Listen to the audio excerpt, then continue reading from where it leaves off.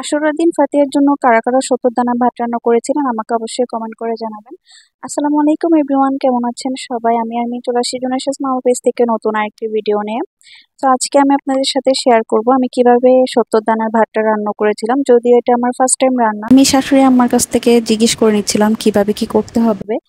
যদি এটা অনেকটা খিচুড়ির মতো করে রান্না করে। সো আমি একটা প্যানে তেল দিয়ে নিয়েছিলাম পরিমাণ মতো। এর মধ্যে পেঁয়াজ, কাঁচামরিচ, দেন হলুদ গুঁড়া, লবণ, আদা রসুন বাটা, পেঁয়াজ বাটা, দেন মরিচ বাটা। আপনারা চাইলে এখানে গুঁড়া মরিচও ইউজ করতে পারেন। সবগুলো ভালো মতো কষিয়ে নিয়েছি।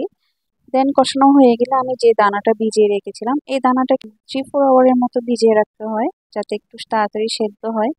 সো এটাকে আমি এখন ভালো মতো কষিয়ে নিব, পানি দিয়ে সেদ্ধ করে নিব অনেকটা।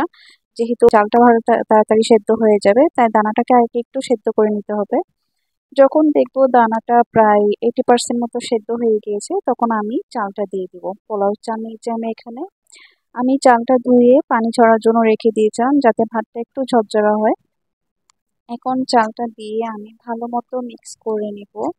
দেন আমি ঢাকনা দিয়ে 2-3 মিনিটের মতো এটা একটু কুক করে নিব। এরপর আমি এখানে অ্যাড করব পোলাওয়ের পাতা, যেটা চিটাঙের ভাষায় বলে পোলাও পাতা, অনেকে বলে ভাত পাতা। অন্য জেলায় কি বলে আমাকে অবশ্যই কমেন্ট করে জানাবেন। এই পাতাগুলো দিলে কিন্তু অনেক বেশি ফ্লেভার হয়।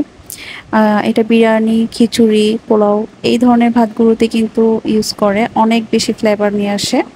এরপর আমি এখানে অ্যাড করব পরিমাণ মতো পানি। পানিটা আমি একবারে দিয়ে দেওয়ার চেষ্টা করি যাতে ভাতটা একদম ঝরঝরা থাকে, নরম না হয়ে যায়। আমার ভাত একদম পারফেক্টলি ডান।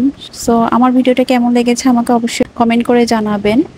ভালো লেগে থাকলে অবশ্যই লাইক, কমেন্ট এন্ড শেয়ার করে দেবেন। আজকের ভিডিওটা এই পর্যন্তই। সবাই ভালো থাকবেন। আল্লাহ হাফেজ।